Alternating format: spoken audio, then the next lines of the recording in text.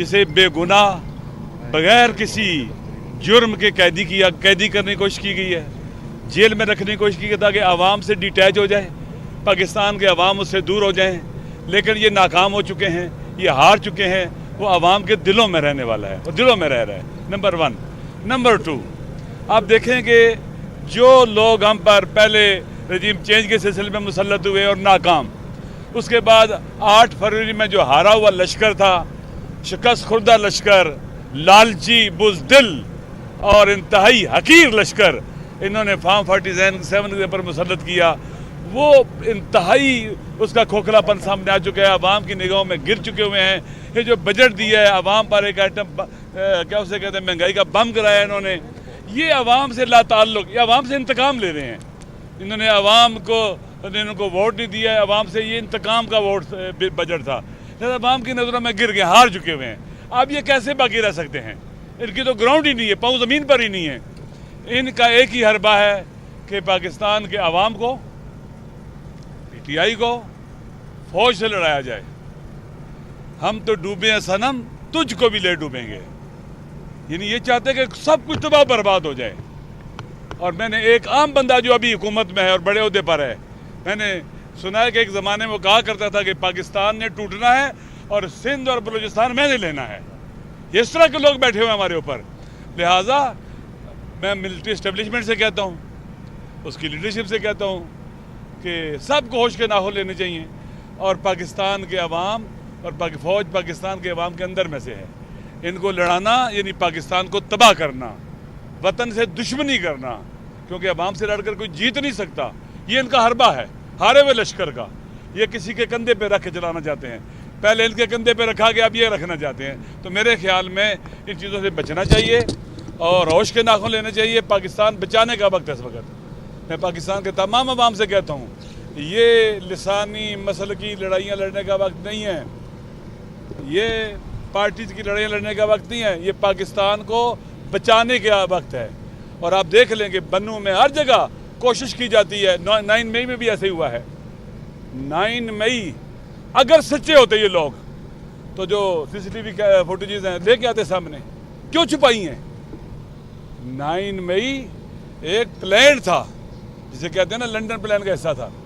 लिहाजा पाकिस्तान के अवाम को ये बात जान लेनी चाहिए कि हमने अपने वतन को बचाना है। और जो लोग अपने वतन के अहम इदारों को तबाह करना चाहते हैं, पाकिस्तान के अवाम नहीं चाहते तबाह हों। लेकिन जब मुतवल्ली ही अपने जिस बाजार का वो मुतवल्ली है उसका एहतराम ना करे तो बाकी लोग भी नहीं करते। आपको चेंजिंग लानी पड़ेगी, अपनी जगह तब्दील करनी पड़ेगी, माइंडसेट चेंज करना पड़ेगा, मुल्क की खातर, वतन की खातर, पाकिस्तान के नेशनल इंटरेस्ट की खातर और पाकिस्तान की नेशनल सिक्योरिटी की खातर। हम अगर बाहर निकलते हैं तो वतन की खातर। इमरान खान पाकिस्तान की बाइंडिंग फोर्स है, पाकिस्तान के 90% अवाम पाकिस्तान की बाइंडिंग फोर्स है और बस।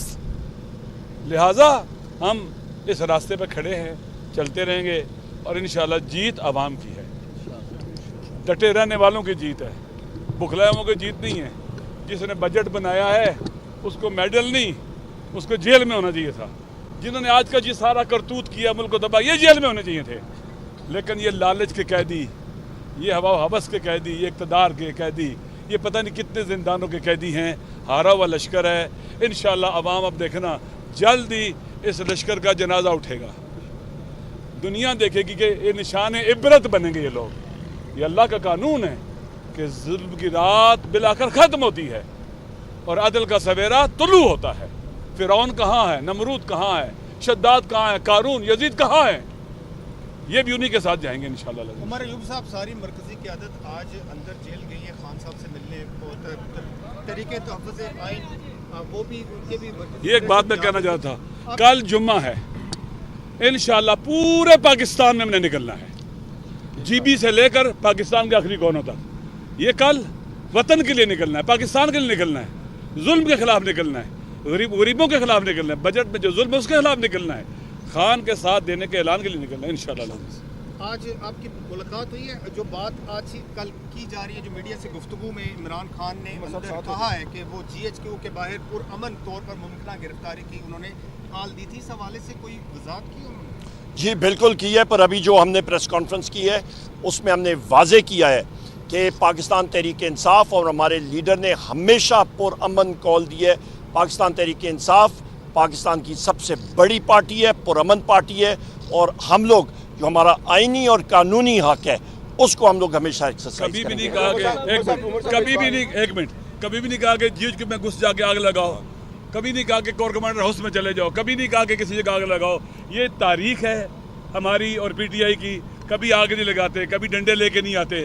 یہ وہ لوگ آپ جانتے ہیں جیسے مینوپولیٹ کرتے ہیں, اپنے بندے گھسیڑتے ہیں, اپنی مرضی کے پھر اقدامات کرواتے ہیں, پھر بلیم کرتے ہیں. یہ جو جھوٹے لوگ ہوتے ہیں, ہارے ہوئے لوگ ہوتے ہیں, اس طرح کی سازشیں کرتے ہیں. یہ آپ ڈاکٹر یاسمین راشد صاحبہ نے ایز پریزیڈنٹ پنجاب انہوں نے وس لگایا کسی کو کور کمانڈر ہاؤس میں اندر جانے سے روک رہی تھی, اور بدقسمتی کے ساتھ جو وہاں پہ یہ پورا ایک پری پلان تھا تو وہ سامنے آپ کے آ گیا. جناب الیکشن کمیشن نے پی ٹی آئی کے 39 سرکار کو قومی اسمبلی کا ممبر قرار دے دیا ہے, اس کا نوٹیفکیشن جاری کر دیا ہے. آپ کی جو سرد جنگ الیکشن کمیشن سے تھی, کیا وہ ختم ہونے کو آ رہی ہے؟ نہیں, دیکھیں واضح چیز ہے, ہم لوگ ڈے ون سے ہم لوگ کہہ رہے ہیں کہ الیکشن کمیشن نے جو غلط انٹرپریٹیشن آئین کی تھی اور قانون کی تھی اور سپریم کورٹ کی ججمنٹ کی تھی, جو ہمارے فل بینچ نے ڈکلیئر کیا تھا, ججز نے ڈکلیئر کیا تھا, اس کے اوپر فیل فور چیف الیکشن کمشنر اور اس کے چاروں کمشنرز مستعفی ہوں اور ان کے خلاف آرٹیکل 6 لگنا چاہیے. آپ نے الیکشن کی بات کی, خواجہ آصف نے کہا ہے کہ 10 دن جو ہے ملک کے لیے بہت زیادہ اہم ہے, الیکشن کل عدم قرار دیے جانے کے بھی چانسز نظر آ رہے ہیں, کیا کہتے ہیں؟ خواجہ آصف تو پہلے بھی فارم پر ایک فون کال کی وجہ سے آیا تھا, واٹس ایپ کی وجہ سے آیا تھا جنرل باجوہ کا, ابھی بھی آیا. اس کا کیا ہے, اس نے تو ریحانہ ڈار صاحبہ سے الیکشن ہارا ہوا ہے, پہلے بھی عثمان ڈار صاحب سے ہارا تھا, ابھی بھی ہارا ہوا ہے. اس کی کیا ویلیو ہے؟ آپ کے بہت سی کمیٹیاں بھی بنی مذاکراتی, سلمان اکرم راجہ نے بھی کہا کہ مذاکرات کے لیے تیار. اس کو کیا پیش رفت ہے, کیا آپ مذاکرات کریں گے, کن گراؤنڈ پہ؟ مذاکرات کے لیے جب ہمارے ایم این ایز کو وہ اندر کر رہے ہیں, گورنمنٹ آف پنجاب یہاں پہ جو کام کر رہی ہے وہ واضح طور پہ غیر قانونی غیر آئینی چیز ہے. اینٹی کرپشن ڈپارٹمنٹ کے لوگ آ کے ہمارے لوگوں کو اریسٹ